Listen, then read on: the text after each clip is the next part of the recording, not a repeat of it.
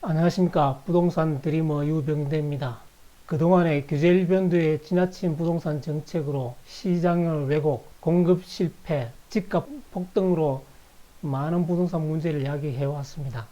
새 정부 들어 부동산 정상화 등 규제를 푸는 공약이 진행될 것으로 보이며 다주택 양도세 중과 1년 유예를 10일부터 이미 시행되었습니다. 부동산 주요 공약을 보면은 공급에서부터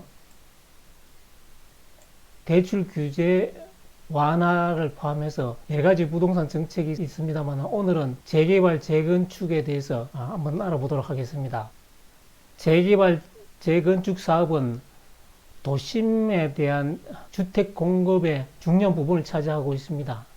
그래서 특히 서울 지역에서는 더 밀접한 관련이 있죠. 재건축 사업은 기반 시설을 양호한 상태에서 불량한 건축물을 상밀고 새롭게 건축하는 것이고, 재개발 사업 기반 시설 자체가 열악하고 또 노후 불량 건축물도 밀집한 곳으로서 전체 철거를 하고 도로, 공원, 상하수도 공사 등 포함해서 주택을 재건설하는 주거환경 개선과 도시환경 개선을 포함하는 사업입니다. 도시환경정비법에 의해서 주거환경 개선 사업은 달동네와 같이 기반 시설 극히 열악한 부분에 대해서 정부 주도로 이루어지기 때문에 이번 내용에서는 빼도록 하겠습니다. 재건축과 재개발의 차이, 앞에서 봤습니다만 정비 기반 시설이 양호한 곳은 재건축을 하고 열악한 곳은 재개발 사업을 합니다. 그러니까 주택만 다시 짓는 것이 재건축이고 기반 시설 포함 주택 또는 상업, 공업 시설을 다 포함해서 도시 환경 개선하는 것이 재개발 사업이라는 것입니다. 조합원 조건을 보면은 재건축은 건물 및 토지 소유자입니다. 그러나 재개발은 둘 중에 하나만 있으면 됩니다. 안전진단은 재건축에만 실시하고 있고 개발 부담금도 초과이익 환수제라 해서 재건축에만 부과됩니다. 기부 체납은 재개발에 많이 합니다. 기반 시설, 도로, 상하수도, 공원 등이 다 포함되기 때문에 재개발이 많습니다. 50에서 70%에 해당될 수가 있습니다. 재개발, 재건축 사업의 진행 단계를 보면은 1단계에서 5단계까지 있습니다.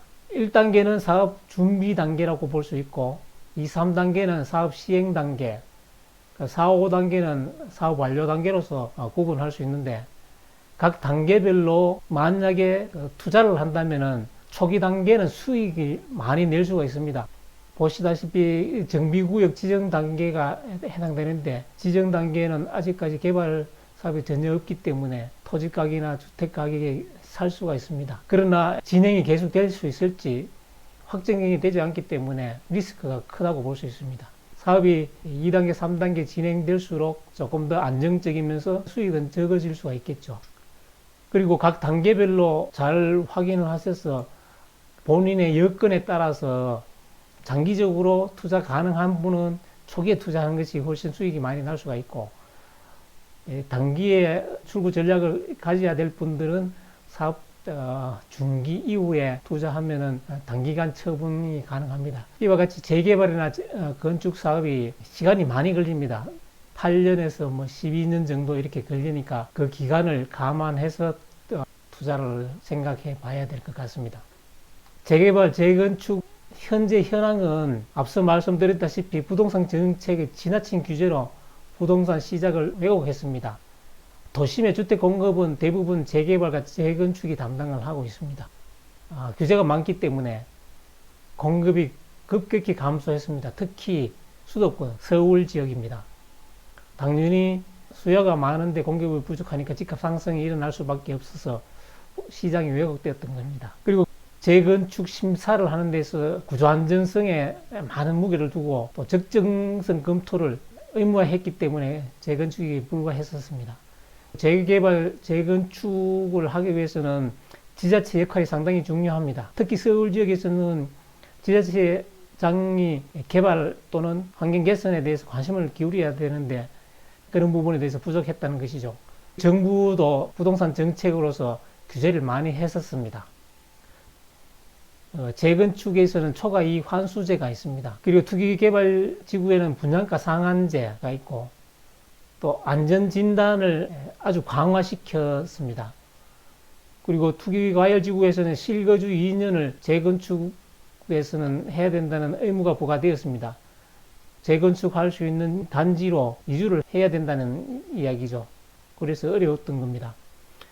그리고 조합 설립 이후에 투기과열지구 내에서는 조합원 지위 양도를 할 수 없도록 되어 있습니다. 내용은 초과이익 환수제인데 재건축 사업에만 있는 겁니다. 초과이익이 발생될 때는 10 내지 50%의 초과이익 부담금을 납부해야 됩니다. 조합원 1인당 초과이익이 3천만 원 초과될 때는 10%부터 시작해서 1억 1천만 원 초과될 때는 50%까지 부과를 합니다. 1억 1천만 원의 이익이 발생됐다면 5,500만 원 부담금을 납부를 해야 된다는 이야기입니다. 조합원 지위 양도를 제외하도록 되어 있습니다. 재건축, 재개발에 대해서 조합이 설립되면 그 조합원은 10년 동안 양도를 할 수가 없습니다.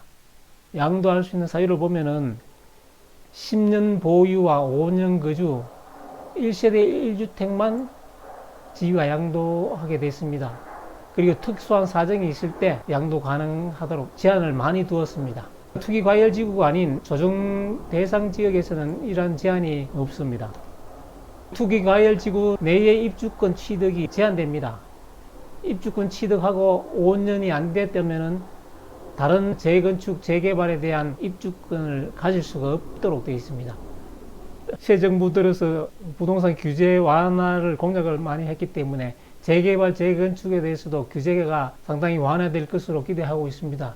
이미 공약에 나온 내용을 보면은 정밀 안전 진단 기준을 합리적으로 조정을 하고 30년 이상 노후 공동주택에 대해서는 안전 진단 면제를 추진한다는 내용도 나와 있습니다. 재건축 초과이익 환수제를 완화하든가 분양가 규제도 합리화하고 기부 체납도 경감시켜서 많은 재개발과 재건축을 할 수 있도록 하고 있습니다. 특히 서울시에서는 지구단위 계획 수립 기준을 많이 완화했습니다. 정비 절차를 줄이고 건축법보다 강화되어 온 지구단위 계획 높이 기준을 폐지를 하여 스카이라인 제한 35층 기준이 사라지게 됐습니다. 대신 위원회에서 지역별로 유연하게 적용되도록 기준을 개정, 지난 9일부터 이미 시행에 들어갔습니다. 이와 같이 재개발, 재건축에 대해서 많은 규제가 완화되기 때문에 부동산에 관심이 있으신 분은 주의를 기울이고 정책의 흐름을 잘 살펴봐야 될 것 같습니다. 투자를 한다면은 재개발, 재건축에는 부의 중심축으로 볼 수가 있습니다. 그리고 좋은 입지일 가능성이 있습니다. 청약과 비교해서 투자를 한다면 바로 100% 당첨된다는 것입니다. 그리고 주변 아파트 신축을 보면은 안전마진이 어느 정도 예측을 할 수 있습니다. 초기에는 하이 리스크, 하이 리턴, 그리고 장기간 투자해야 될 것 같고, 중기, 말기로 가면은 안정적이기 때문에 수익은 작게 날 수 있지만 단기간에 회수를 할 수 있다는 장점이 있습니다. 재개발, 재건축에 투자를 고려한다면은 우선적으로 살펴봐야 될 것은 현장의 열기 또는 지자체 관심, 정책이 나에게 부담이 되지 않는지, 만약 조합이 설립되어 있다면은 조합장 의지가 어떤지 이 현장에서 느껴봐야 되는 것이 중요합니다. 그리고 30년이 지난 단지를 찾아야 되겠죠. 30년 이후부터 가능하니까요. 그러나 각 지역별로 조례에 재개발, 재건축 가능한 연도를 정해져 있습니다. 참조를 해봐야 됩니다. 그리고 도시가 발전해 나가는 축을 판단을 해야 됩니다. 축이 있습니다. 각종 사이트라든가 그 시의 예정구역을 정한 정비기본계획에 그래서 참조하면 되겠죠. 주변 시세와 차이가 있는지 주변 신축을 잘 봐야 되겠습니다. 그래서 안전 마진을 확보할 수 있습니다. 그리고 해당 물건보다는 예정구역 상태가 더 중요합니다. 그 현장에서 느끼고 또 지도에서 많은 공부를 해야 될 것 같습니다. 그리고 역세권 주변 노후지역을 선택하면 좋은 효과가 있을 것으로 예상이 됩니다.